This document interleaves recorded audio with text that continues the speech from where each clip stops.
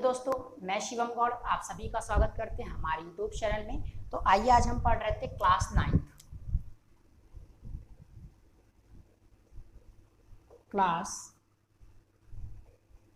Ninth lesson 2 तत्व।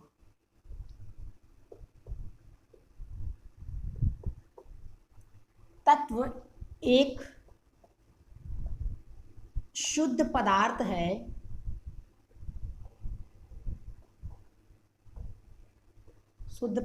है जिसे ना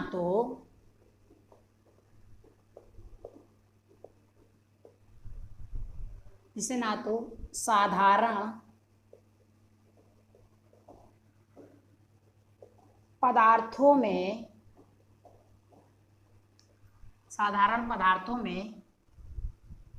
जिसे साधारण पदार्थों में तोड़ा जा सके और ना ही किसी भौतिक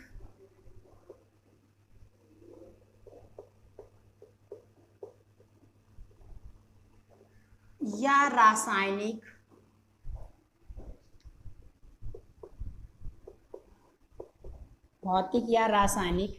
विधि के द्वारा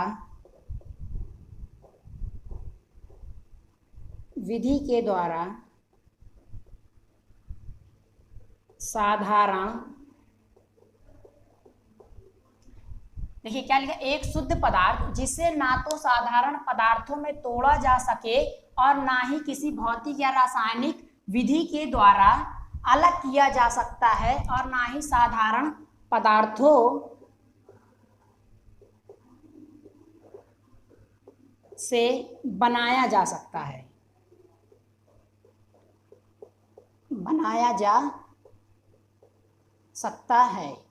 तो ये था तत्व। लेकिन इतने बड़े सेंटेंस को हमें लिखने से एक बात समझ में आई कि जो तत्व होता है एक शुद्ध पदार्थ है जिसे ना तो साधारण पदार्थ में तोड़ा जा सके और ना किसी भौतिक या विधियों के द्वारा इसे हम अलग नहीं कर सकते, तोड़ नहीं सकते, जोड़ नहीं सकते। रासायनिक विधि या भौतिक विधि के द्वारा साधारण पदार्थों से बनाया भी नहीं जा सकता है। तो मतलब क्या है, जो तत्व है वो केवल एक ही अणुओं से मिलकर बने होते हैं। अब इसी का दूसरा पॉइंट और हम करके लिख सकते हैं, जो तत्व है वो केवल एक ही अणुओं से मिलकर बने होते हैं। उन्हें तत्व कहते हैं। उन्हें क्या कहते हैं? तत्व मतलब एलिमेंट्स कहते हैं, तत्व कहते हैं। अब देखिए, ये हमारे वैज्ञानिकों की भाषा में जो हमारे वैज्ञानिकों ने बताया कि जो तत्व है, जो हमारे पास एलिमेंट्स है वो केवल एक ही अणु से मिलकर बने होते हैं, उन्हें हम तत्व कहते हैं। तो लेकिन अब किसी चीज के आगे अगर हम लिख दें कि ये शुद्ध देसी घी, तो क्या इसके शुद्ध लिखने से ये जो हमारा घी है क्या ये शुद्ध हो जाएगा? नहीं। शुद्ध का मतलब होता है तत्व जो एक ही अणु से मिलकर बने होते हैं, उन्हें क्या कहते हैं? तत्व कहते हैं। आइए, अभी तक केवल 118 से अधिक तत्व, अभी तक 118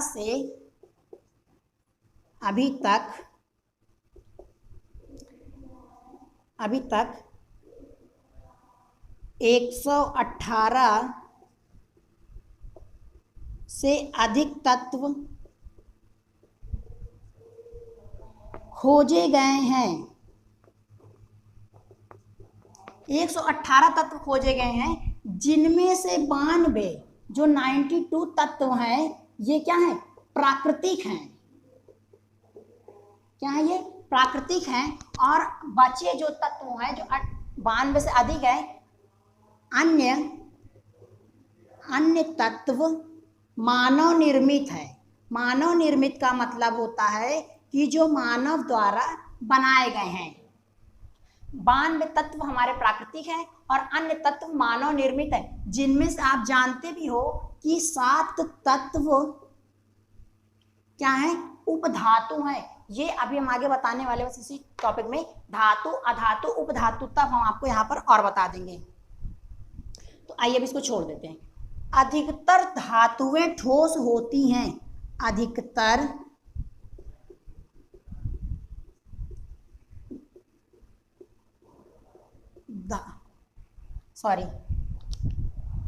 अधिकतर तत्व, धातु नहीं, अधिकतर तत्व ठोस होते हैं, अधिकतर तत्व ठोस होते हैं। अगला पॉइंट है 11 तत्व, 11 तत्व हैं जो कमरे के तापमान पर, जो कमरे के तापमान पर गैस हैं, क्या है, गैस हैं। 11 तत्व हैं जो कमरे के तापमान पर, नेक्स्ट पॉइंट है 2 तत्व हैं, कौन कौन से, ब्रोमीन और पारा। ये कमरे के तापमान पर, कमरे के तापमान पर क्या है, द्रव हैं, कमरे के तापमान पर द्रव हैं। तो ये था, आप जिस बच्चे को स्क्रीनशॉट लेना है लिख लीजिए, फिर आगे के और पॉइंट बताते हैं।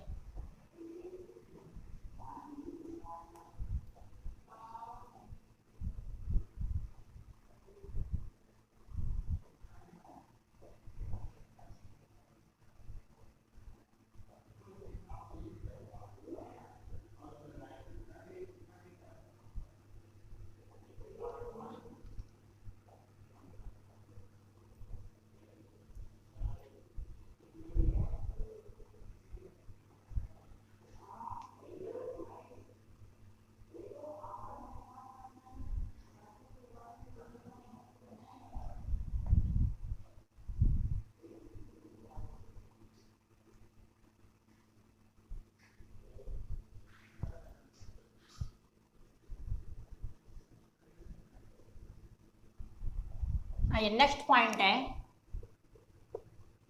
गैलियम और सीजियम।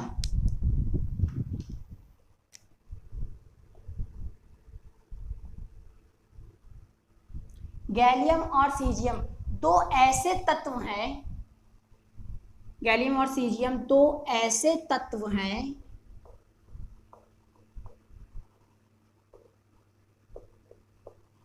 गैलियम और सीजियम जो दो ऐसे तत्व हैं जो कमरे के तापमान पर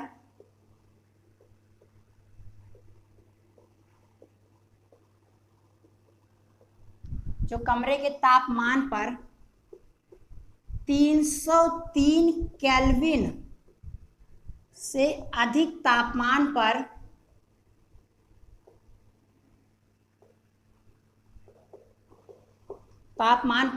द्रव हैं। क्या है? द्रव है। ये था हमारा लास्ट पॉइंट। तत्व क्या होते हैं? तत्व एक ही प्रकार के अणुओं से मिलकर बने होते हैं। अभी तक कितने तत्व हैं? वो 118 तत्व हैं।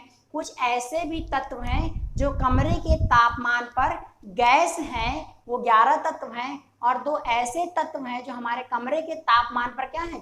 द्रव हैं, पारा और ब्रोमीन। और हमने लास्ट पॉइंट लिखा गैलियम और सीजियम दो ऐसे तत्व हैं जो कमरे के तापमान पर 303 केल्विन से अधिक तापमान पर क्या है? द्रव है। जो अधिकतर तत्व हैं वो क्या है? ठोस होते हैं। अब आता है तत्व के प्रकार।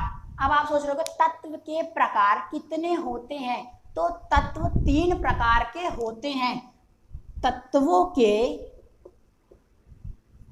प्रकार,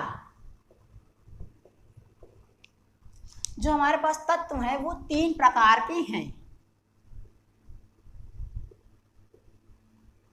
पहला है धातु, दूसरा है अधातु और तीसरा है उपधातु। धातु, अधातु, उपधातु। आप पीरियोडिक टेबल देखोगे जब, अगर ये हमारी पीरियोडिक टेबल है तो यहां पर से जो 7 तत्व होते हैं, ये जो 7 तत्व होते हैं ये क्या होते हैं? उपधातु होते हैं। सबसे ज्यादा आवर्त सारणी में क्या होते हैं? धातु होते हैं, फिर अधातु होते हैं। उपधातुओं की संख्या कितनी है? 7 है। अभी जब हम उपधातु पढ़ाएंगे, पहले हम धातु क्या होते हैं उसको समझेंगे, फिर अधातु समझेंगे, फिर उपधातु समझेंगे। जो उपधातु होते हैं उनकी तत्वों की संख्या कितनी है? 7 है। तो आइए स्टार्ट करते हैं, धातु किसे कहते हैं।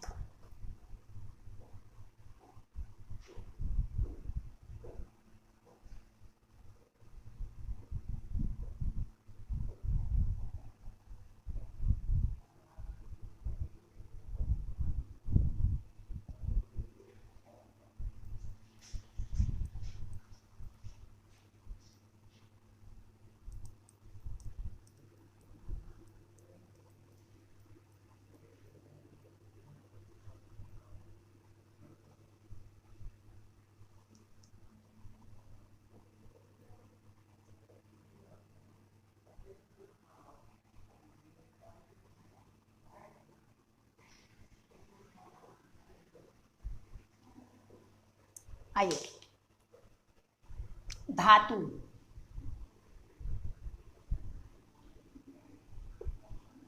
पहला पॉइंट, धातु क्या होती है? जो धातु होती है उनमें क्या होती है? चमक होती है। धातुओं में चमक होती है।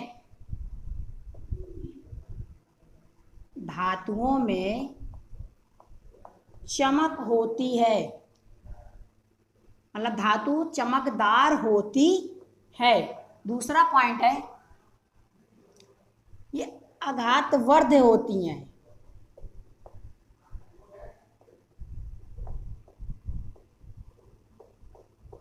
तन्य होती हैं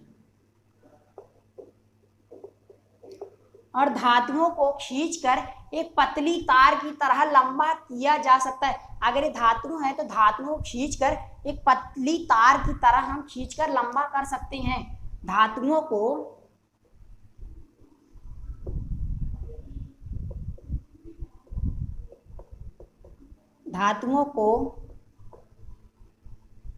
हम पतली तार की तरह खींच सकते हैं। हम धातु क्या कर सकते हैं? हम पतली तार की तरह इन्हें खींच सकते हैं। अगर ये कोई धातु है, हम क्या कर सकते हैं? पतली तार की तरह इसे हम खींच सकते हैं। चौथा पॉइंट है, इनको जब हम पीटते हैं, इनको हम किसी तत्व से या किसी धातु से पीटते हैं तो इनमें क्या होती है? ध्वनि उत्पन्न होती है। धातुओं को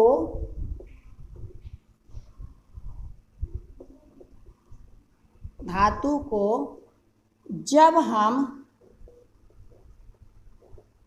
किसी पदार्थ से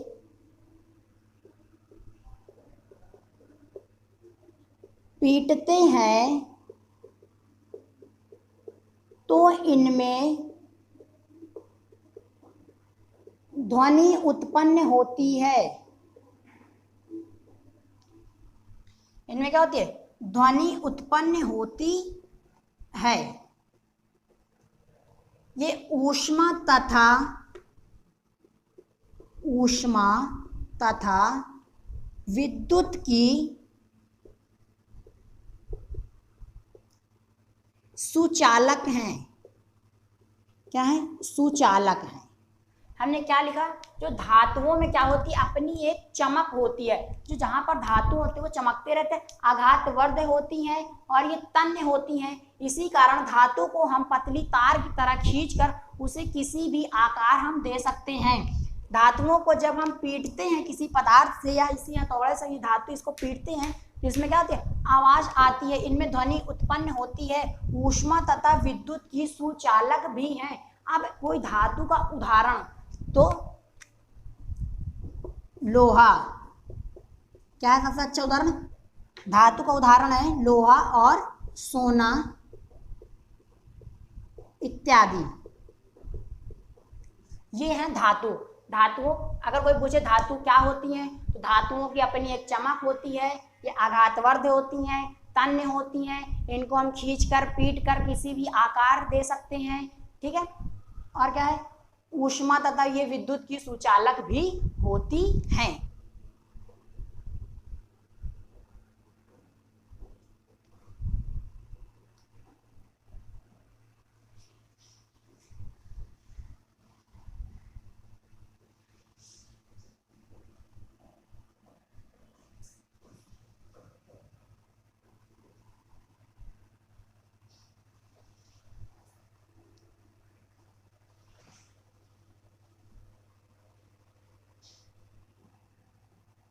तो अभी हमने क्या देखा, धातु, धातु में क्या होती है, चमक होती है। जो धातु का विपरीत होगा वही क्या होगा, अधातु होगा, अधातु,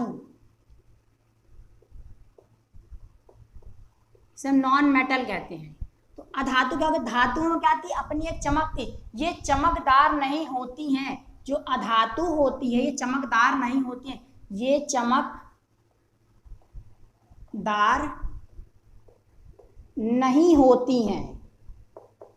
और क्या हमने लिखवाया था अभी 2 मिनट पहले ही, हमने लिखवाया था कि आघातवर्ध होती है। तो ये क्या होगा, ये आघातवर्ध नहीं होती हैं, ये आघातवर्ध नहीं होती हैं,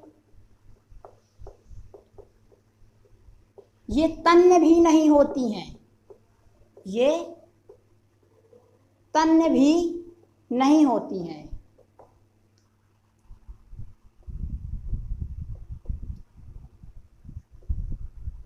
ये भंगुर होती हैं, ये भंगुर होती हैं। भंगुर का मतलब ये टूट जाती हैं, भंगुर होती हैं, कमजोर होती हैं। चौथा पॉइंट है, क्या था, हमने बताया था जो धातु होती है उनकी अपनी एक चमक होती है, चमकदार होती है, लेकिन अधातु में चमक नहीं होती है। ये आघातवर्ध नहीं होती हैं, ये तन्य भी नहीं होती हैं, ये भंगुर होती हैं। ये कैसे होती हैं, भंगुर होती है। इनको किसी पदार्थ से, किसी दूसरे पदार्थ से ठोकने पीटने पर आवाज उत्पन्न नहीं करती हैं, ये ध्वनि उत्पन्न नहीं करती हैं, ये ध्वनि उत्पन्न नहीं करती हैं। ये क्या करती हैं, ये ध्वनि उत्पन्न नहीं करती हैं। पांचवा पॉइंट है, ये विद्युत की कुचालक है। ये विद्युत की कुचालक मतलब ये हमने क्या था उसमें विद्युत की सुचालक है, तो हम ये लिख सकते हैं ये विद्युत की सुचालक नहीं है। तो मतलब क्या है, फिर कुचालक है। ये था हमारा अधातु। धातु का अगर आपने धातु अच्छे समझ लिया तो जो धातु में समझा और जो धातु में पढ़ा वही क्या, उसको अपोजिट कर दो। ये चमकदार नहीं होती हैं, ये आघातवर्ध नहीं होती हैं, ये क्या होती है, भंगुर होती हैं, ये तन्य भी नहीं होती हैं, ये ध्वनि उत्पन्न नहीं करती हैं, ये विद्युत की क्या होती है, कुचालक होती हैं। तो आइए अब पढ़ते हैं उपधातु।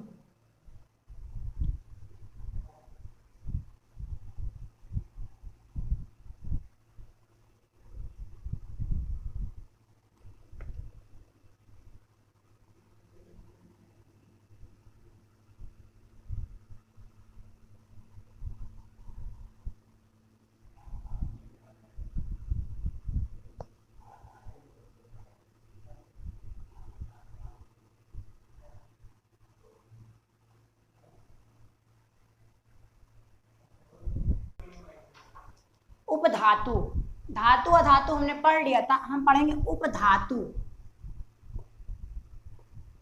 अच्छा, जो हमने देखा था कि जो धातु होते हैं और उसके विपरीत ही जो उसकी बातें होंगी, जैसे धातु चमकदार होती हैं तो जो अधातु होगी वो चमकदार नहीं होगी, ठीक है। धातु में क्या होती है, ध्वनि उत्पन्न होती है, अधातु में ध्वनि उत्पन्न नहीं होती है। तो उपधातु क्या होता है, जो उपधातु होते हैं, जो ऐसे तत्व जो धातु और अधातुओं के बीच के गुण को दर्शाते हैं उन्हें उपधातु कहते हैं। ऐसे तत्व जो धातु और अधातु के बीच के गुणों को दर्शाते हैं, के बीच के गुणों को दर्शाते हैं,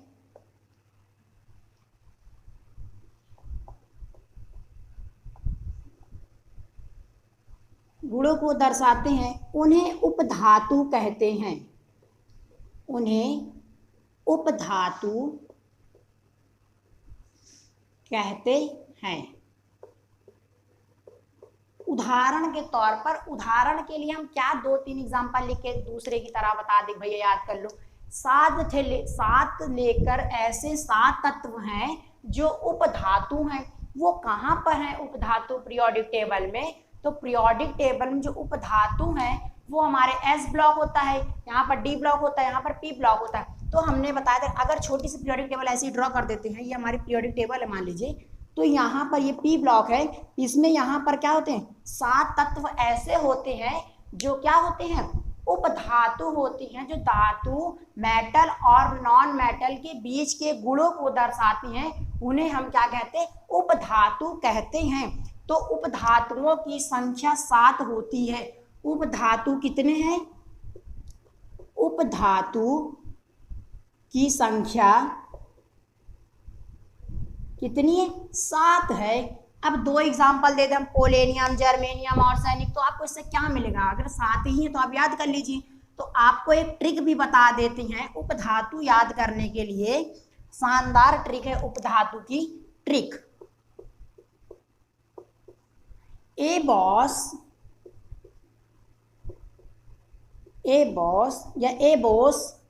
पटजा, एबोस पटजा, ये है इसकी ट्रिक। देखिए हमने क्या लिखे, ए से एंटीमनी, ए से एंटीमनी, हमने लिखा बा मतलब बो से बोरान, बोरान, सा से सिलिकॉन, सा से सिलिकॉन, पा से पोलेनियम, पोलेनियम, टा से टर्मेनियम,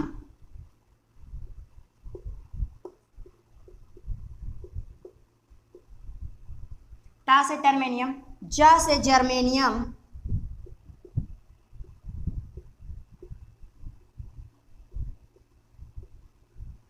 जर्मेनियम, और आ से होता है आर्सेनिक,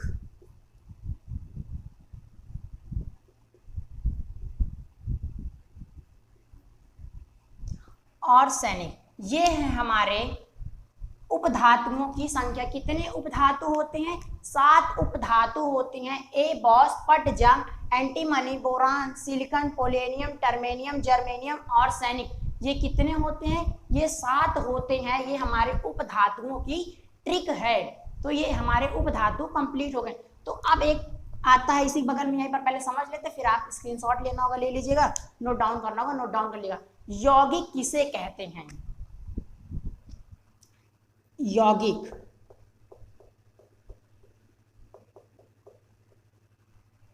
यौगिक वह पदार्थ है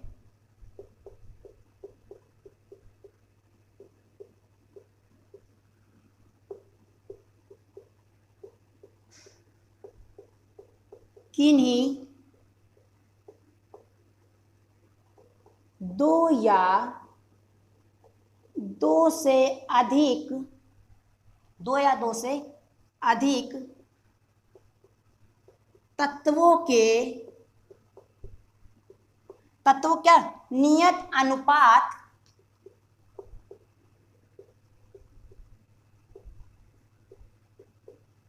देखिए हमने क्या लिखा, यौगिक वह पदार्थ है किन्हीं 2 या 2 से अधिक तत्वों के नियत अनुपात में, नियत अनुपात में रासायनिक संयोजन, रासायनिक संयोजन से बनते हैं, उन्हें यौगिक कहते हैं। उन्हें क्या कहते हैं? यौगिक कहते हैं। यौगिक को हम कंपाउंड कहते हैं। यौगिक किसे कहते हैं? दो कैसे तत्व होंगे? दो तत्व होंगे, दो या दो से अधिक तत्व के नियत अनुपात में रासायनिक संयोजन करते हैं। रासायनिक संयोग की अभिक्रिया से जो बनते हैं उन्हें हम क्या कहते हैं? यौगिक कहते हैं।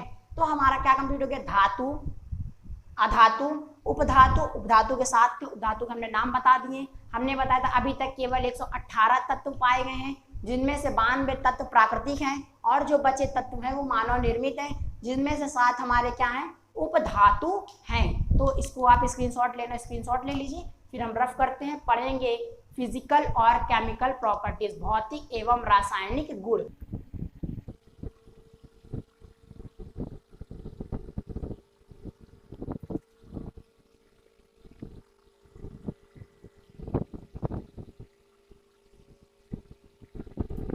भौतिक एवं रासायनिक परिवर्तन, ये हो गया भौतिक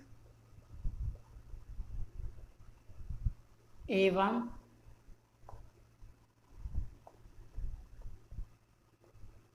रासायनिक परिवर्तन। बीच में लाइन ड्रॉ कर देते हैं यहां से, ठीक है। इधर हमारा रहेगा भौतिक, तो पहला यहां से दिख रहा है। चलिए, जो भौतिक परिवर्तन होता है ये कैसा होता है? ये उत्क्रमणीय होता है। भौतिक परिवर्तन यह उत्क्रमणीय होता है।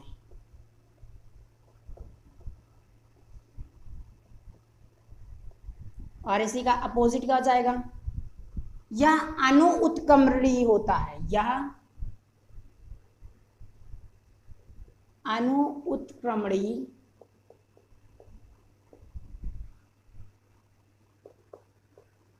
होता है। इसमें क्या होता है? कोई नया पदार्थ नहीं बनता है, कोई नया पदार्थ का निर्माण नहीं होता है। इसमें क्या होता है? इसमें नए पदार्थों का निर्माण होता है। इसमें मतलब किसमें? रासायनिक परिवर्तन में इसमें नए पदार्थों का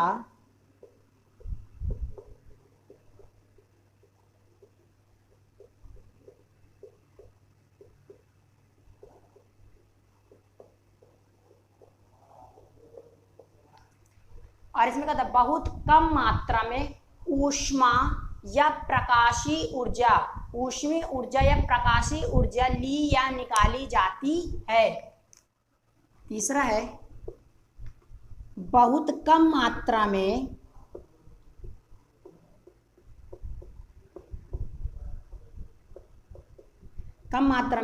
ऊष्मीय या प्रकाशीय ऊर्जा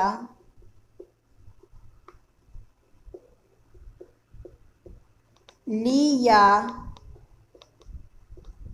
निकाली जाती है।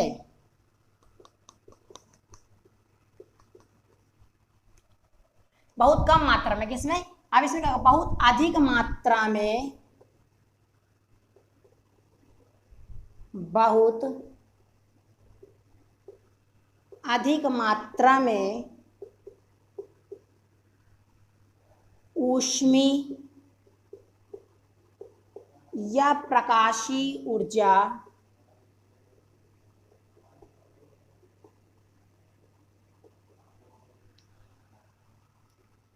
ली या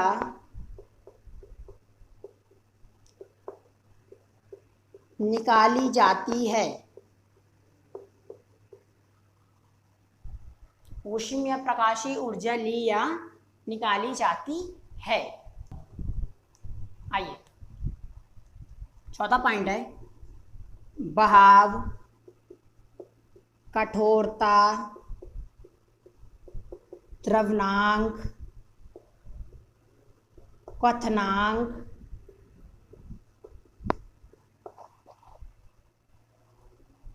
आदि ये सब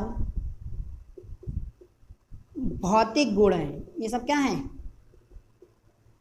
भौतिक गुण हैं। लेकिन अगर हम इसमें लिखें फोर्थ पॉइंट, ये क्या है? ये भौतिक गुण नहीं है। बहाव, कठोरता, द्रवणांक, क्वथनांक आदि ये सब क्या है?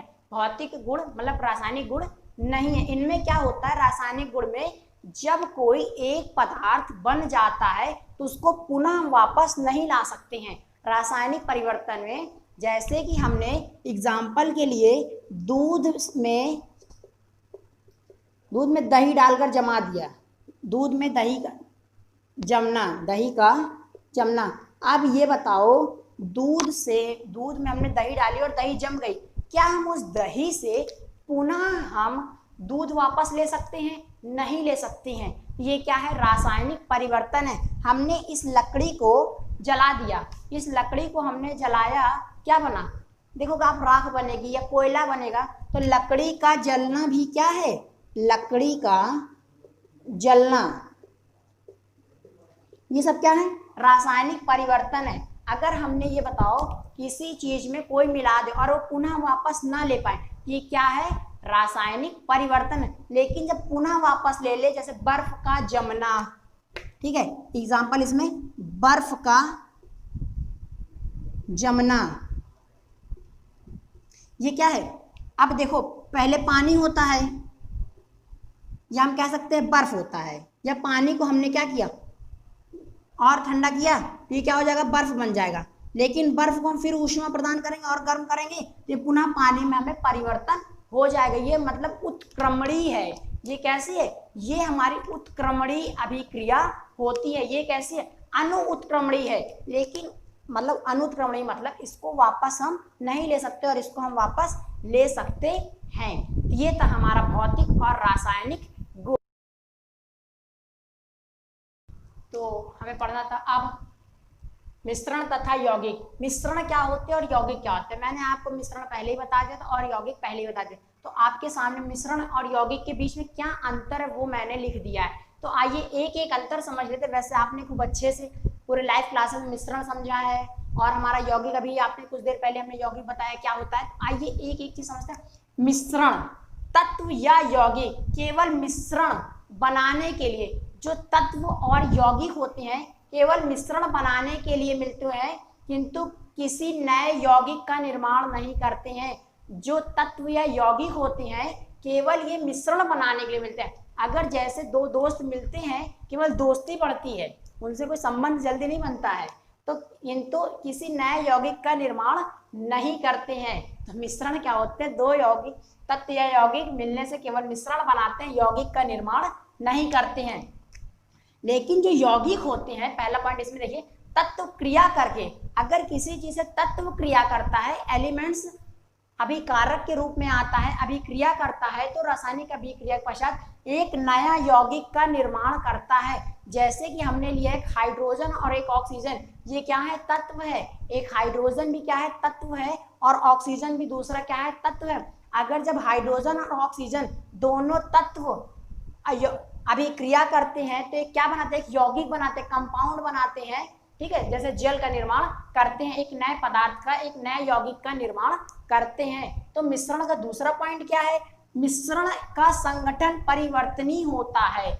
मिश्रण का जो संगठन होता है ये परिवर्तनीय होता है। लेकिन यौगिक क्या होता है? नए पदार्थों का संगठन सदैव स्थायी रहता है। जो इनका संगठन होता है ये क्या होता है? सदैव स्थायी रहता है। लेकिन इनका संगठन क्या होता है? परिवर्तनीय होता है।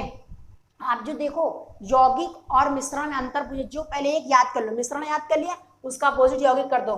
ऐसा मैं लिखा, मिश्रण का संगठक कैसा होता है? परिवर्तनीय होता है, परिवर्तन होता रहता है। तो यौगिक में क्या होगा? नए पदार्थ के संगठन का परिवर्तन नहीं होगा तो मतलब क्या है? वो सदैव क्या रहेगा? हमेशा स्थायी रहेगा, एक ही जगह पर रहेगा। तीसरा पॉइंट हमने लिखा है, मिश्रण उसमें उपस्थित घटकों के गुणधर्म को दर्शाता है। जो मिक्सचर होता है उसमें उपस्थित गुण धर्म को दर्शाता है। मिश्रण किसको दर्शाता है? गुण धर्म को दर्शाता है। तो इसके अपोजिट में यौगिक लिखा है। नए पदार्थों के गुण धर्म को पूरी तरह से भिन्न होते हैं। जब कोई नया पदार्थ बनता है तो उसके जो गुणधर्म होंगे ये पूरी तरह से क्या होंगे? अलग हो जाएंगे। अभिकारक होता है और दूसरी तरफ क्या होता है? जो उत्पाद बनता है उससे बहुत ही अलग हो जाते हैं। उनके गुणधर्म क्या होते हैं? पूरी तरह से भिन्न हो जाते हैं। और इसमें क्या रहता है? उपस्थित घटकों के गुणधर्म को दर्शाते हैं। चौथा पॉइंट है, घटकों के भौतिक गुण विधियों के द्वारा आसानी से पृथक कर सकते हैं। जो घटकों के भौतिक गुण हैं इनके विधियों को आसानी से, मतलब हम आसान तरीके से पृथक कर सकते हैं। पृथक करने का मतलब हमने खूब अच्छे से बताया, अलग करना, अलग कर सकते हैं। सॉरी, चौथा पॉइंट इसमें हमने लिखा है, घटकों को केवल रासायनिक, जो घटक इसके घटक होते हैं, यौगिक के जो घटक होते हैं, जो यौगिक के घटक होते हैं को केवल रासायनिक या वैद्युत रासायनिक प्रतिक्रिया के द्वारा ही हम इन्हें पृथक कर सकते हैं और अलग कर सकते हैं। यहाँ तक समझ में आया सभी को? बस 2 पॉइंट छोटा छोटा और बचा है, उसको भी हम देख लेते हैं, फिर आगे आइए। तो बचा था हमारा स्थिर अनुपात का नियम। ये हमने लिखा है स्थिर अनुपात का नियम। रासायनिक यौगिक द्रव्यमान के अनुसार, रासायनिक यौगिक द्रव्यमान के अनुसार सदैव समान अनुपात, सॉरी 2 बार समान लिख दिया, सदैव समान अनुपात में परस्पर समान तत्वों का बना होता है। उसे क्या कहते हैं? स्थिर अनुपात का नियम हमारा कहता है कि रासायनिक यौगिक द्रव्यमान के अनुसार सदैव समान अनुपात में, सदैव क्या हो? समान अनुपात में, मतलब बराबर अनुपात में परस्पर समान तत्वों का बना होता है। जैसे यहाँ पर हमने हाइड्रोजन और ऑक्सीजन लिया, तो ये था हमारा स्थिर अनुपात का नियम। एक छोटा सा पॉइंट है, हमने आपको क्लास में बहुत बार बताया है, द्रव्यमान संरक्षण का नियम। द्रव्यमान संरक्षण का नियम ये कहता है कि किसी भी रासायनिक अभिक्रिया में ना तो द्रव्यमान का निर्माण होता है और ना ही द्रव्यमान का विनाश होता है। अगर इस कपड़े का वजन हमने माना 50 ग्राम है, अगर इस कपड़े को हम जला देते हैं, जलाने में किसी जार में बर्तन में बंद कर देते हैं, तो हम देखेंगे जो जला हुआ भाग रहेगा इसका, वो कितना रहेगा? 50 ग्राम ही रहेगा। इसका मतलब ये है कि द्रव्यमान संरक्षण का नियम कहता है कि किसी भी रासायनिक अभिक्रिया में ना तो द्रव्यमान का निर्माण होता है और ना ही द्रव्यमान का विनाश होता है। तो मेरे प्यारे बच्चों, आज हमारा केमिस्ट्री क्लास 9th ही है। क्यों इतना खुश हो गए? सुन रहे, सोच रहे क्यों खुश हो गए थे?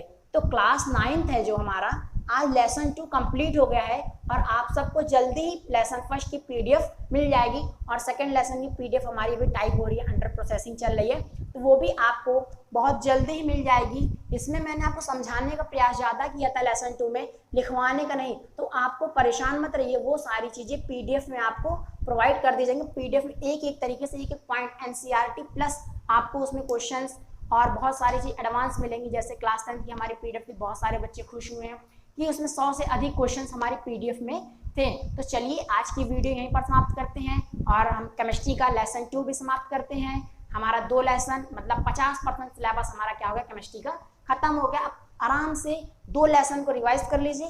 आपको हम 1 से 2 दिन का समय और देते हैं। उसके बाद आप एक काम और करिए कि अगर पूरी वीडियो जो हमारी 10 से 12 लेक्चर हैं क्लास 9th लेसन 2 में प्लेलिस्ट में जाइए, उसमें देखिए। अगर कोई और टॉपिक भी छूटा हो तो आप ज़रूर हमें बताइए, उस टॉपिक को भी हम कंप्लीट करा देंगे। और उसके बाद फिर जब आप नहीं बताओगे तो हम तीसरा लेसन फिर स्टार्ट कर देंगे, या बता दोगे या प्रॉब्लम रहेगी तो उस पर एक क्लास हम लेकर तब नया लेसन स्टार्ट करेंगे।